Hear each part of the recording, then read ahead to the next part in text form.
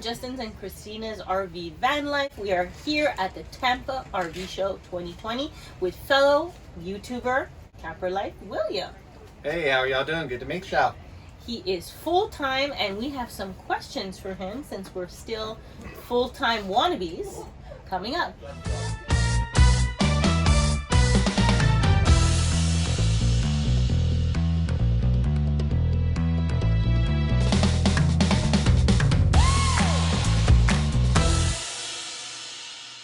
No time to waste. First question. No time to waste. Why full-time RVing? So this was actually my wife's idea. Ooh. And so she came to me. We were actually trying to decide whether we want to move to Florida or we wanted to move to Pigeon Forge, which is more local to where we are. Yeah. And we couldn't really decide, so we decided then that, well, she came to me and said, well, let's try RVing and see if we can find somewhere totally different. Because she wasn't real crazy about moving to Florida because it's so hot. And I wanted to move to Florida because it's so hot. But that's what got it. So she came to me one day, presented this idea, and I thought she was crazy at first, but we ended up going with it, and so far we love it. It's like the first time I hear that the woman actually convinces the man. Yep, it's fully her idea. I was surprised. How long did it take you from deciding you want to full-time RV to actually getting to it now? So we actually bought an RV within probably 3 to 4 months of discussing it. We had an RV. I took a job at a different area and ended up moving in the RV. So I lived in it for 6 months full time within the first 3 months for myself. But she came down on the weekends or through every other week or something like that. And then when we came back, I loved it. So I fell in love with it. We decided to go with it. And it was maybe another 6 months after that, we were selling our house. Pretty good. We're still 6 months and we're still renovating our rig. We're slow. It's okay. Next, do you just stay at RV parks?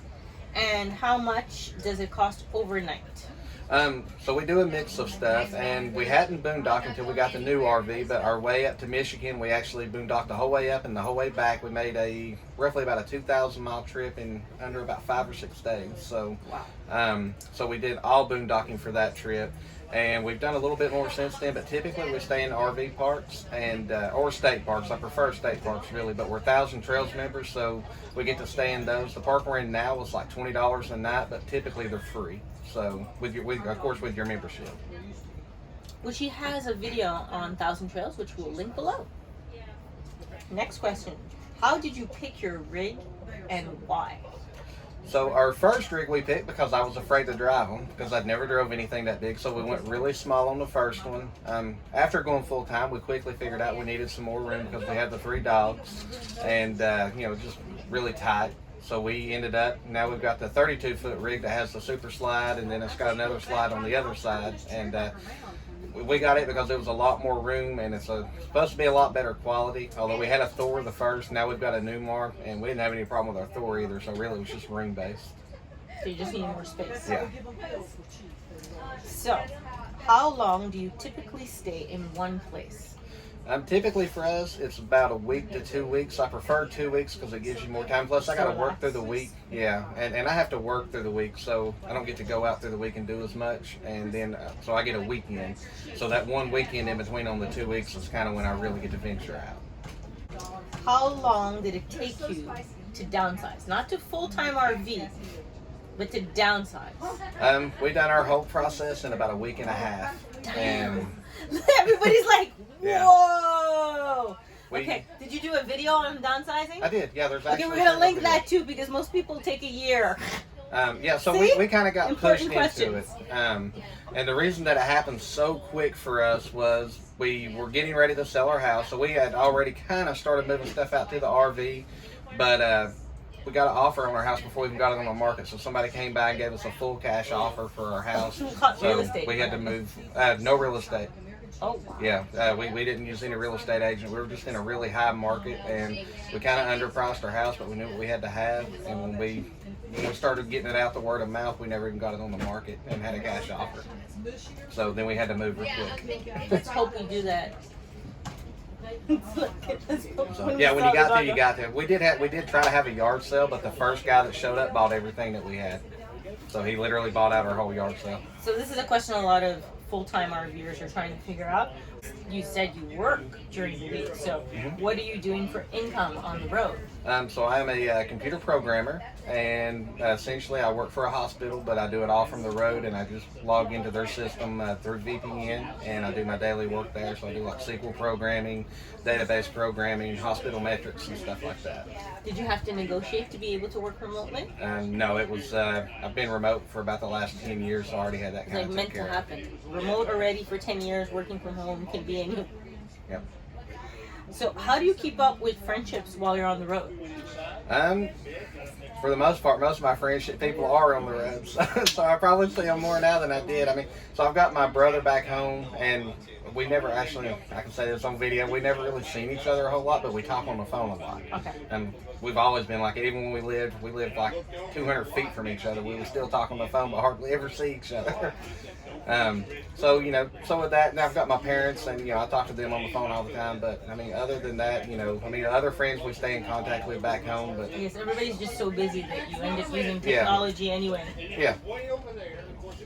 So, for the American viewers, what are you doing for health insurance? So right now I'm getting it actually through my company, but that is something I'm actually in the market for, that I'm going to go out and get my own, because I do also do private consulting, and I plan on going more full-time with that, so I can go part-time with work and focus more on YouTube. How did you know what type, when you bought your first rig, and how did you know you wanted that RV when you first bought it? How did you know which one to pick? Because you changed it after. Yeah. What made you your first Thor? So I done about 6 months of research, because, you know, kind of had an idea of what we wanted to do, or well, about 4 months of research, and kind of I knew the size, so it was easy to narrow it down. I knew I wanted the smallest. Actually, I wanted the Class C to start with, and then my youngest daughter got me in a Class A. She's like 15 and got me in a Class A, and I really liked it. Okay. So after that, I knew I wanted to pick the smallest Class A that they had. At that point, that was the Thor Axis 24.1. So I just kind of went with that one, and then we started looking for the layout that I wanted. And that took only about 4 to 6 months. Yeah, after I got it narrowed down, I really knew what I want. I mean, yeah, actually finding the final RV took about like a month. So you guys have traveled now for a while. So what's your favorite place that you've been to that you would keep going back? At this point, I mean, really, the biggest thing that we've been around is Florida and Tennessee and South Carolina, so probably maybe South Carolina. I really like Florida, but it's also very crowded during this time of the year. So, you know, You even got Quebecers. Yeah, we even got connections here, so nothing wrong with that. But yeah, no, it is just too crowded. So, you know, with that, we're actually heading to Alabama for the first time in the RV, so that'll be interesting to see what we think about that, you know, but and it's real close to the ocean, so that could be the next best spot. Trips planned and places you want to go in the next 6 months. So in the next so we're going to Alabama tomorrow. Tomorrow. We're going to Tallahassee tomorrow. Then we're going on into Alabama, and then from there we're actually going back into Tennessee. Okay. We're going back home for just a couple of weeks to go to doctor's appointments and stuff like that, and then we're heading back through. We're going to Texas, and then we're heading out west to New Mexico, Arizona, and going to do all that. I want to do Arizona. Yes, for sure. And last question, which is a loaded question. What's the best part of RVing, and what's the worst part? And so far, can you summarize your experience in being full-time? Okay, so the best part of RVing is being able to move around, see all the different parks, meet new people, get to meet new friends all the time. The worst part is the moving around all the time. You know, especially if you're somewhere where you like it, you don't want to leave, you know. And the other part of that is, too, if you're somewhere where you do like it and then you have to leave, you know, that's really bad. But you get to meet a lot of good people.